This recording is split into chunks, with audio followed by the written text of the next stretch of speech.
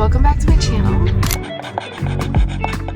I'm very tired today, so I'm sorry if my brain's not fully working in this video, but I'm so tired because yesterday my psychiatrist upped my dose of guanfacine for ADHD, but to help me sleep better, and I took the higher dose before bed, and then from midnight to 4 a.m. my 4-year-old was awake, wide awake.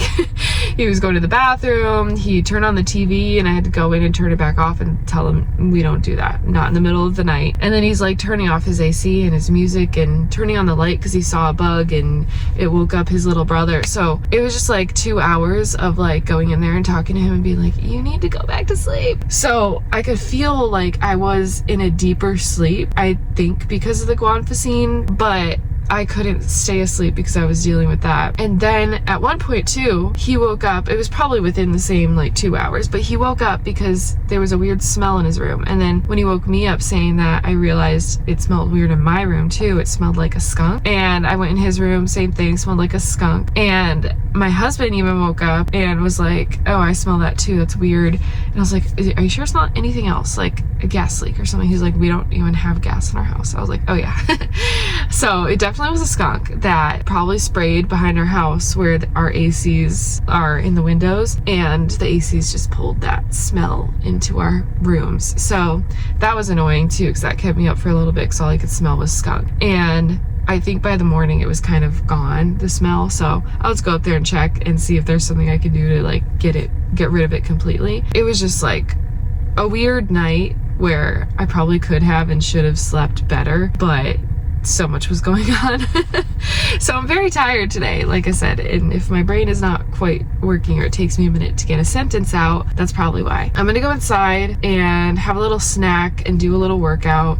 I don't like to eat breakfast before I work out, but I am kind of hungry, so I'm gonna find a small something. But I am working on trying out a new schedule for myself. My therapist last week was you know that you get to create your schedule because of the businesses you have and the way that your life is set up right now. You get to make your own schedule and you don't have to stick to it either. You can change it up. If it's not working for you, you could change it. And I was like, yeah, I don't know why I just don't think about that. When I set a schedule for myself or try to come up with a schedule, it usually feels so concrete to me, or I just know I'm not gonna be able to stay with it. But I'm trying a new schedule anyway this week, seeing how it goes and giving myself the flexibility that if this is not working, we'll figure something else out. But I did find this mom on TikTok who also has ADHD, and she was talking about how she really struggles with keeping up with the house and keeping it clean, as far as actually deep cleaning rooms and stuff like that. So she talked about how she kind of came up with a system for herself and it's been working really well, and all of her issues and struggles I fully related to. So I was like, if this system is working for her, maybe it can work for me too. So I've been trying it out this week. Today's Wednesday, so I've done 2 days of it. Basically, she cleans one room a day, which I've heard this concept before, but the way that she explains it and how it works with your brain and how to do it exactly, it just clicked for me for some reason. She did suggest starting with one room for a full week to prove to yourself that you can keep a room clean, because it's not just about picking up clutter, it's about wiping counters, dusting, all of that kind of stuff, and not waiting till something is visibly dirty to actually clean it. So she suggested starting with the kitchen, keeping it clean for a week, and then either adding on a room and taking one day away from the kitchen and adding on the bathroom or something like that. She said the goal is to get to a point where it's one room every day. You spend less than an hour cleaning it for that one day. So I did write down my schedule for what I want to do for cleaning, and I've started with the kitchen, been trying to keep it clean, and it's going well so far. It does make me happy. It does give me that satisfaction. I don't know if it has anything to do with my ADHD brain or just in general, but every time I look at my kitchen and it's clean, it makes me happy. So I don't know why I could get to a point sometimes where I would just really struggle to keep up with it. But right now this feels doable and I'm trying it out. So today I'm gonna go in and clean the kitchen up again, make sure it's all set. And if it takes me like less than 20 minutes because it's already mostly clean, then I might just go ahead and add on like the bathroom, because I do want to start on that too. Now that the kitchen is clean, it makes me want to do more rooms. So yesterday I might kind of treat as a free day because I didn't get time to do a different room. Like I wanted to do a different room, but I didn't get time to do that because I was trying to catch up on laundry. That's another thing she talks about, is one load a day. So I had to start by catching up on all the laundry, which I did, and now I can get into a system of one load a day, and we'll see again if that works out for me too. So anyways, trying to change a lot of stuff, just trying to feel better about my house, and when I feel better about my house, it makes me like feel more relaxed and able to sit down and write. So yeah, that's part of my schedule, and I wrote out some other things, like daily things I want to do, like working out, working on our business, like ads or responding to messages, writing, reading, things like that I want to do each day. It's going well so far. I'm enjoying it, but I'm also in a really good mood this week. So who knows when another like low mood day or week hits, if I'm going to be able to keep up with it. I am nervous about that, but also trying like a higher dose of guanfacine. I'm taking a lot of different supplements and hoping that all of this starts to really help my brain. If not, I might need to try a stimulant. I don't know. But anyway, that was a lot. I didn't mean to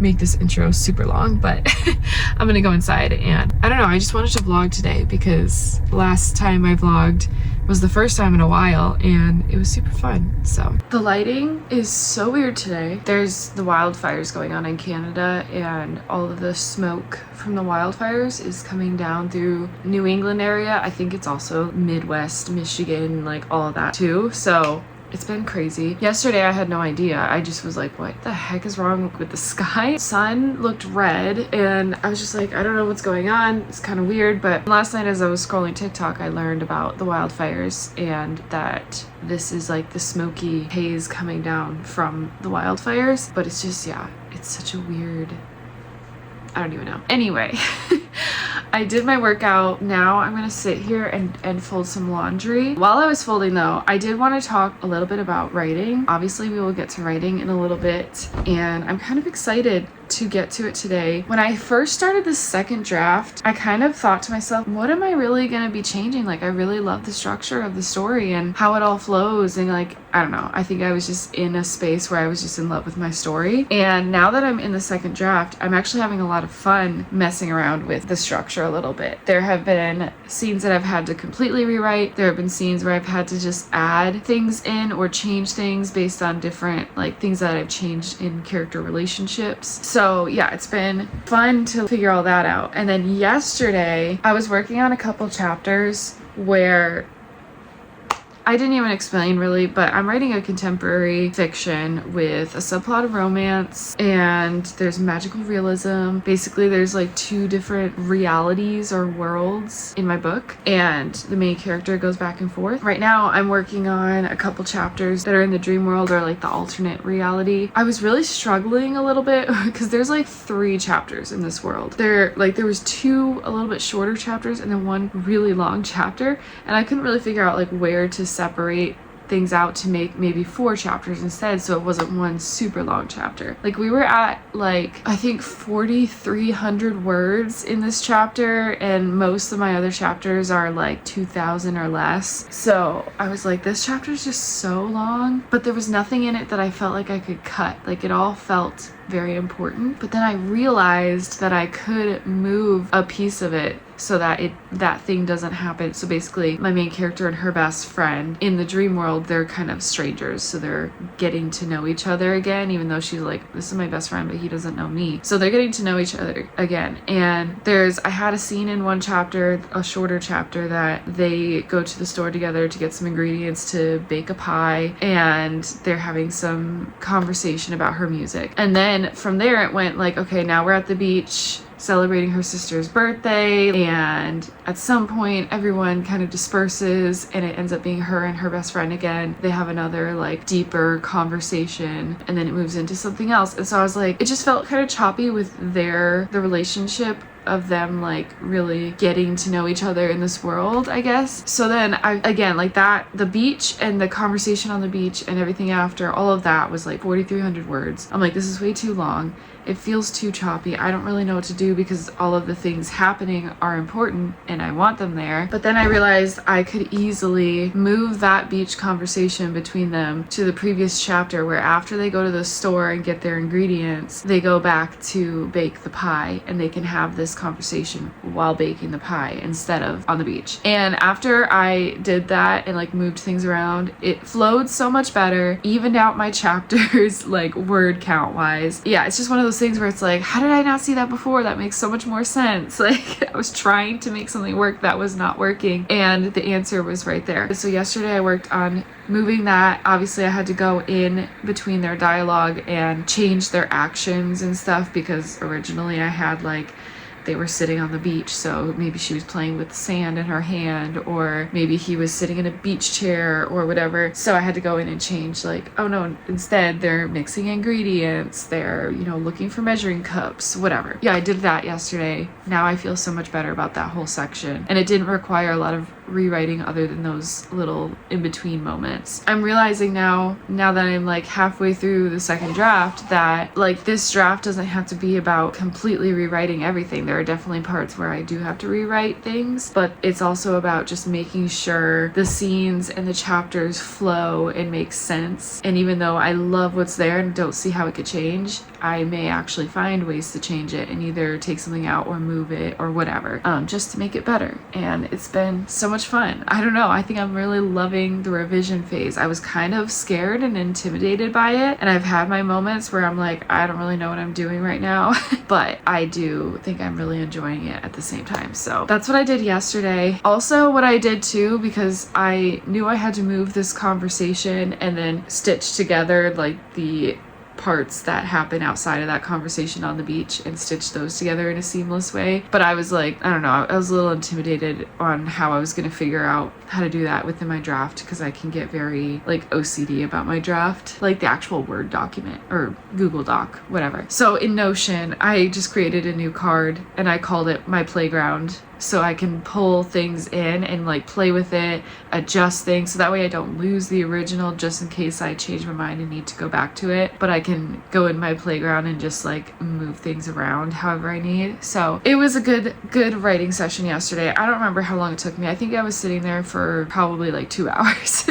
working on all that. I'm excited to keep going. Like I'm itching to write today. I originally created like a checklist of things I wanted to change and update for this draft, but I've barely been going off of that checklist. I mean, for the most part, I know in my head what I want to do. I haven't really been looking at my checklist, so I probably should look at that today and just see if there's anything I'm missing. But obviously this book is going to need another pass or 2 or 3, I don't know. I feel like it's getting like pretty close to what I want it to be. Obviously it's not perfect yet.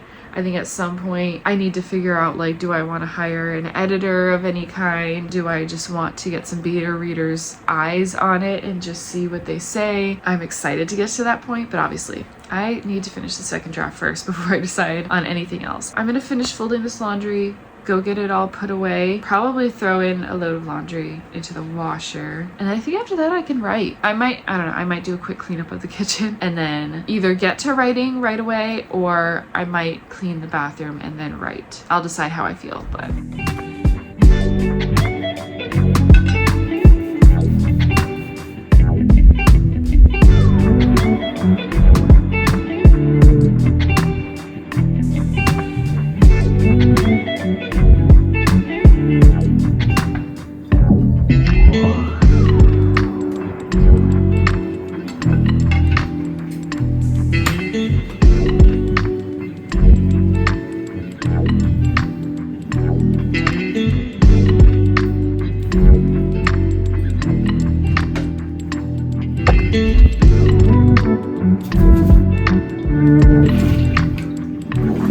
I'm taking a break from cleaning the bathroom. I don't know why it was so hot in there, or if it's just that I was moving around a lot or what, but I was like sweating. But I got most of it done. The only thing I didn't really do is the tub and clean the floors, which are the hardest part of bathroom. So I'm gonna take a little break. I'm getting hungry, but it's not quite like lunchtime. It's almost 11, so I could eat. But I'm gonna just wipe down the kitchen counters really quick. But that's really all I need to do, I think, in the kitchen right now. And then I will make myself something to eat. I should probably make something to eat and then clean the counters. Whatever. I'm doing those two things, and then I think I'm gonna write for a while, and maybe I'll get back to the bathroom. If I don't, I'm not gonna beat myself up. I still did way more than I anticipated. So I ended up cleaning more than I expected to. So I had my lunch, cleaned up the kitchen counters, and then I cleaned up the dining room table. I wiped it down, put things away, put our placemats down. Then I fixed up the couches, fixed all the pillows and all that kind of stuff. And then I was about to sit down and write and like give you an update, and then I was like, oh, I really want to clean up a few toys. So I cleaned up some toys, and then as I was doing that, I was like, oh, I want to kind of go through their bins really quick and just clean them up, because it's all been just like pieces that go together or just thrown in their toy bins, and so I put them all back together. I didn't necessarily like take anything out or move anything upstairs, but I did kind of go through and put some pieces back together, especially in the baby's bin. There's like stacking stars, and the pieces for that were like all over, so I put those all back together, things like that. The shape sorter, found all the shapes for that. So yeah, I just did that really quick. It is now 12:06 and I'm finally sitting down to write. And like I said, pretty excited to write today because I left off like where I was talking about, where I had just moved around the scene that I needed to. Now I get to move forward and feel really good about that. So yeah, I'm excited to write today. I'll let you know how it goes. Also, I haven't really figured out how to keep track of like what I'm doing in my second draft other than make these videos talking about it. I don't know. I haven't like done like a word count, because some days I'm just pulling in from my first draft and then adding to that. So I haven't done like a daily word count. I honestly, like, sometimes my brain is just so all over the place that if I have the motivation to sit and write, I don't want to think too much about what I'm doing. I just want to do it. So I don't track like how much I've added or anything like that. At the end, obviously I can compare the total word count to my first draft, but as of right now, I'm just going chapter by chapter, and that's kind of how I'm tracking. So I guess if we go by that, I'm on chapter 16 in my second draft out of 31. But also, I have been splitting some things up more into different chapters, or because I added things at the beginning and a little bit in the middle, it's adding chapters. So 16, I think I'm technically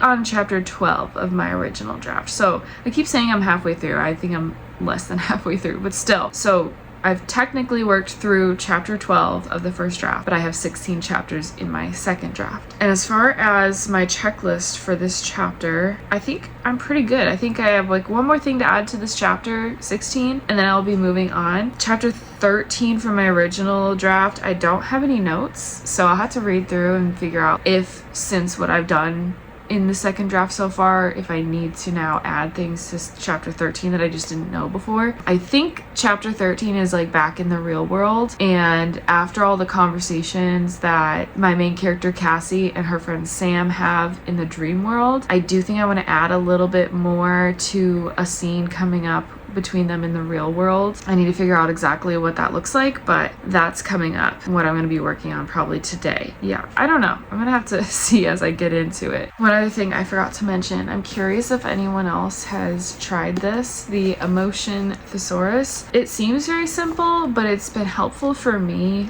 I mean, I haven't like fully really gone through and used it yet, but even just reading some of these, I know it's going to be helpful, because admiration, for example, it'll tell you the definition, physical signals and behaviors, internal sensations, mental responses, acute or long-term responses for this emotion, signs that the emotion is being suppressed, may escalate to or de-escalate to, and associated power verbs, which is helpful for me because sometimes I find myself using the same phrases or words to describe a certain emotion over and over. Like, my main character can be very anxious about things, so it's like a lot of chest tightening and struggle breathing, like issues breathing, stuff like that. but I know there's a lot more to anxiety. So that's something that at some point, I think probably my next draft, I'll go through and try to work some more variety into how I'm naming and showing the emotions rather than just telling about the emotions too. She obviously deals with a lot of grief, so there's a whole page on grief. Also, like, depression can go hand in hand with grief. There's just so many emotions in here to go through. There's another one I think called Emotional Wounds Thesaurus, which kind of talks about like maybe something that happened in your childhood or an experience you go through, how like that can affect you, your mood, your attitude, your thoughts, your like all of that. I haven't really looked at that one obviously, but that's another one I would love to get at some point, especially for my next book, because my next book, my main character has a lot of trauma from her childhood. Yeah, I'm definitely gonna need some help just kind of understanding her a little bit better, and I think that that is something that could be helpful. So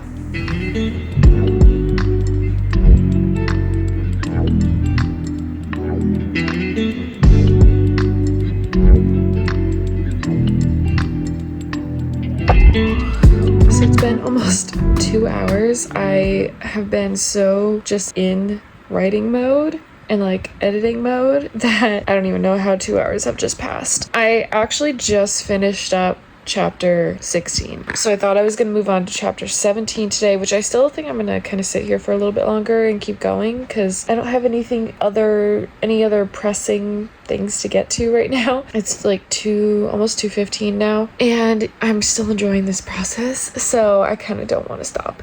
But yeah, I ended up just adding a few lines to really deepen her inner world, I guess, and what she's thinking and feeling throughout the rest of that chapter. So I spent a lot of time editing that, and now I've finally finished that chapter, and I am gonna move on.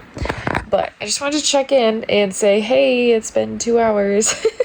And I kind of got lost, but I kind of love those moments. But then also, like, when I look up from my laptop and I'm like, oh my gosh, what is time and what is, I don't even know.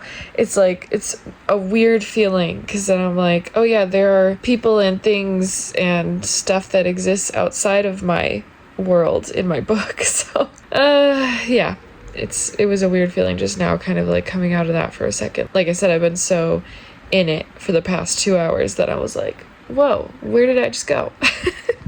All right, I'm gonna keep going for a little bit and I'll let you know when I stop and where I stop. Okay, it's been about another half hour. It's almost 3:30 now, and I just had another moment as I was working through the story of like realizing where a scene could fit much better. So I've mentioned before in videos that with this second draft, one of the things I wanted to fix and kind of add in is tension between Cassie and Sam in the real world, because before the book starts they have a fight, and the first few chapters this like argument between them is kind of like a mystery. You can feel the tension between them when they're together. Cassie briefly mentions it to her sister Aaliyah, and she thinks about it a lot and how that fight has caused some distance between the two friends. And when her sister passes away early on in the book, not a spoiler, it's kind of the inciting incident of the book, but like when her sister passes away, he's like immediately there for her despite them having had this fight, and that causes some complicated feelings for Cassie, because she's like, her complicated feelings are like, you know, he's here for me in a time where, you know, he shouldn't be speaking to me. We have complicated issues with each other right now. There's a lot going on. Cassie said there's just a lot. I don't even know how to explain it all, but basically at some point in the book I wanted to add almost like a flashback scene or somehow explain the fight that they had. And prior to starting the second draft, I think it was before I started the second draft, I wrote out just like their fight, their conversation, and like what they said to each other, just so I had an idea when writing like the tension between them. And so I have all of like the dialogue, which I could still play with and fix up a little, but I was trying to figure out where to add that in, or where she can kind of explain what happened, whether it's in her own mind or to somebody else, whatever, and nothing was really making sense. And now I'm at a point in the book after chapter 16, the next chapter 17 is her coming back to the real world, and Sam stops by to like check in on her. She's having some real even more complicated feelings, just because of the difference between, there's a fly in here. Just because of the difference between her complicated friendship with him in the real world and things going on between them in the dream world, because again, they started out as strangers in the dream world, so she's kind of getting to know him all over again and he's getting to know her. So it's like, she's just so, this scene where he comes to check in on her, she's so like confused. I'm like, okay, now I'm at a point where like the reader has to know what happened in this argument or whatever, right? But this is not the spot to put it in. Like, I can't, the way that that dream sequence ends and she is woken up abruptly by him like knocking on the door, and she comes back like very disoriented because she spent so much time in the dream world. So I didn't want to like pause in between that to add in this flashback of the fight or whatever. And so far, her conversation with him right now, with him checking in on her, there's no really good spot to add in like little flashbacks of what they fought about. So I was like, oh my gosh, how do I do this? And so I went back and looked through some older chapters, and I think there's a really good spot where I could add this flashback back in like after chapter 9. So I'll add another chapter in between 9 and 10, or a new chapter 10 technically, and move all the rest down. But it's a good spot, I feel like, because it's right after her sister passes. She goes straight to him because it's her best friend and she needs his comfort, and they have like, she has a very vulnerable moment with him. And then the next chapter currently is where he shows up for the first time in the dream world and doesn't know her, and she's like, what? So I figured in between that might be a good place to put this flashback. And I don't want to put like, I don't have any other real flashbacks in this book because it does jump from world to world so constantly. I don't want to be doing like current flashbacks, dream world. I just want this one flashback because I feel like it's important to their friendship and their relationship. So I think after having this vulnerable moment with him, I think it would kind of bring up the whole fight again in her mind, at least. So it's a good spot to put in the flashback. And then when she enters the dream world again, him showing up as this complete stranger is almost her mind and her dream world's way of giving her another chance with him to like figure out what she did wrong, I guess.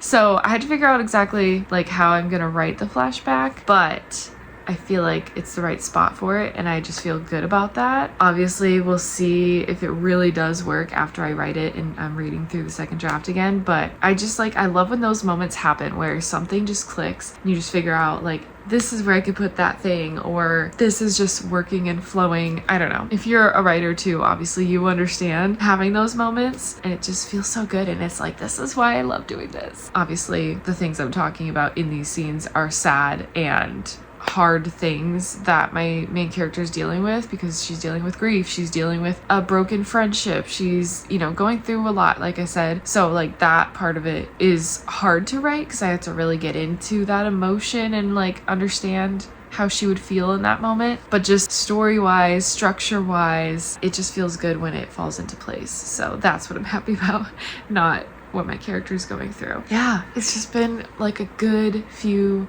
writing days, and I love when it feels good like that. So I just wanted to document that. I definitely had a few days recently. I don't remember if I talked about this in my last vlog or not, but there was a few days, maybe last week. I think it was last week, because I was struggling to get into the dream sequence I was talking about earlier, where I had to really move things around and like move the beach conversation to the kitchen. Before I got into that, I was really just struggling because that whole section wasn't making sense in my mind and I didn't know why. And then also I was having like a low mood day for a couple days and stuff like that. So I was just, maybe I've lost my touch. So I was just feeling like maybe I've lost my touch or what, but like writing was going so well, and I had some days where I was like, this is not coming out the way I need it to. And then now I'm feeling good again. So it's just a reminder to myself that like, I'm gonna have ups and downs throughout the whole process. So I'm just feeling very good and excited about it. I'm glad I vlogged today because I've just had so many like epiphanies about the book. Very excited. I don't have time to work on that and like actually go in and do the work for that chapter yet because I have like 20 minutes before I gotta go pick up my boys. But I also kind of love when I leave off on a spot where I'm like, I know what I'm doing, I know where I'm going, or what I need to do next. This does feel like having to go backwards a little bit because I'm going back to chapters 9 and 10, adding this in between, and then it might change a little bit of the dialogue or at least her interiority in the next chapters, because I think I was still like vaguely referencing their fight, but if I put the flashback, then it can be a little more explicit in her memories or her thoughts of it like later on, if that makes sense. So I might have to just skim through and see if I need to just add anything else. But yeah, I'm feeling good. That's all I want to say. And yeah, since it is like almost time for me to pick up my boys, I kind of want to come back and work on this tonight, but I don't know, maybe I should save it for tomorrow. We'll see.